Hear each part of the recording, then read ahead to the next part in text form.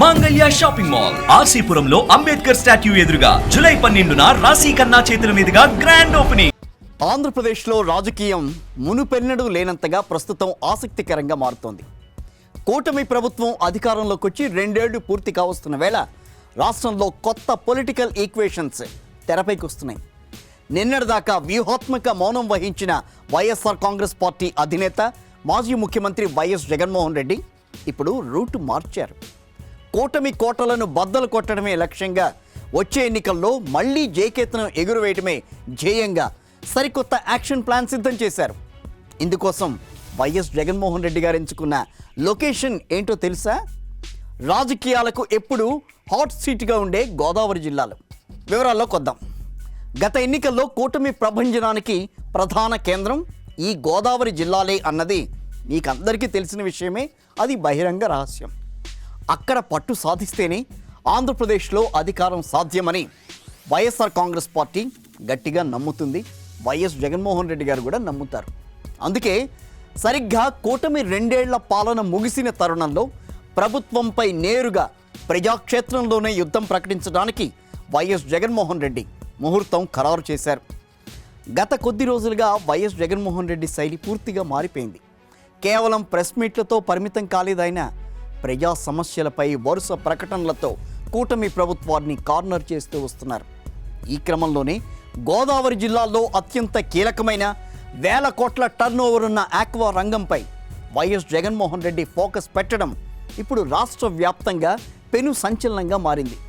అసలు ఎందుకు దాని మీద మాట్లాడుతున్నారు అనే ఒక రకమైన ఆలోచనలు టీడీపీ నేతల్లో, కూటమి ప్రభుత్వ నేతల్లో కనిపిస్తోంది. ఈ రోజున గోదావరి జిల్లాలు అంటే ఆర్థిక వ్యవస్థకు పట్టుగొమ్మ లాంటి ఆక్వా రైతులు ప్రస్తుతం వాళ్ళు తీవ్ర సంక్షోభంలో కొట్టుమిట్టాడుతున్నారు. ఇటీవలే ఆక్వా రైతుల ప్రతినిధులు వైఎస్ జగన్మోహన్ రెడ్డిని కలిశారు. తమ గోడు వెళ్ళబోసుకున్నారు. కూటమి ప్రభుత్వం తమను నట్టేట ముంచిందని వారంతా ఆవేదన వ్యక్తం చేశారు ఆయన ముందు. కూటమి ప్రభుత్వం అధికారంలోకి వస్తే ఆక్వా ఫీడ్ ధరను కిలోకు 4 రూపాయలు తగ్గిస్తామని హామీ ఇచ్చింది. కానీ తీరా అధికారంలోకి వచ్చాక కేవలం 2 రూపాయలు మాత్రమే తగ్గించి చేతులు దులుపుకుందనే విమర్శలు వస్తున్నాయి. స్వయంగా ముఖ్యమంత్రి చంద్రబాబు నాయుడు రివ్యూ చేసిన క్షేత్రస్థాయిలో రైతుకు లబ్ధి ఏమాత్రం చేకూరలేదు. అటు దాణా సిండికేట్లు, ఇటు ఎగుమతిదారులు మధ్యవర్తుల దోపిడీని అరికట్టడంలో ప్రభుత్వం పూర్తిగా విఫలమైందనే ఆరోపణలు వెల్లువెత్తుతున్నాయి. ప్రభుత్వమేమో రైతు పక్షాన కాకుండా దళారులను కాపాడుతోందని ఇక్కడ ప్రధాన ప్రతిపక్షం వైసీపీ నేత ప్రసాద్ రాజు తీవ్రంగా మండిపడుతున్నారు.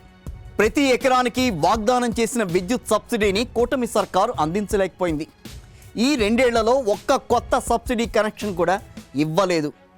దీనివల్ల ఈ వేసవి కాలంలోనే రైతులు కరెంటు బిల్లులు కట్టలేక, పంటను కాపాడుకోలేక అల్లాడిపోయారు.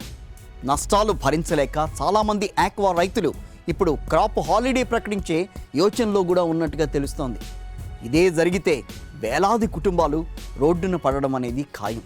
రైతుల ఈ దీన స్థితిని చూసిన వైఎస్ జగన్మోహన్ రెడ్డి ఊరుకునే ఉన్నారా? లేదు.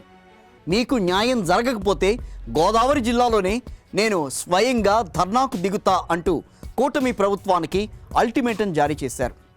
ఇచ్చిన మాట ప్రకారమే 15వ తేదీన అంటే ఈ నెల 15వ తేదీన వైఎస్ జగన్మోహన్ రెడ్డి భీమవరం పర్యటనకు వెళ్ళబోతున్నారు.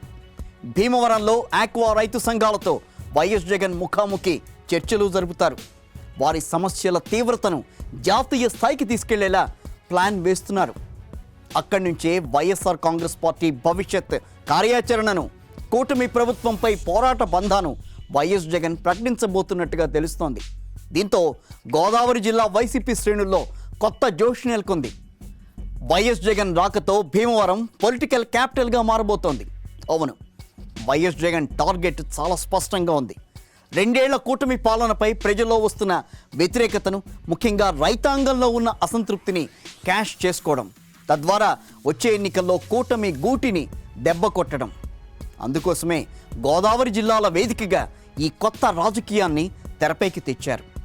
ఆక్వా రైతుల సమస్యలపై వైఎస్ జగన్ చేయబోయే ఈ పోరాటం కూటమి ప్రభుత్వాన్ని ఏ మేరకు డిఫెన్స్లో పడేస్తుందో చూడాలి.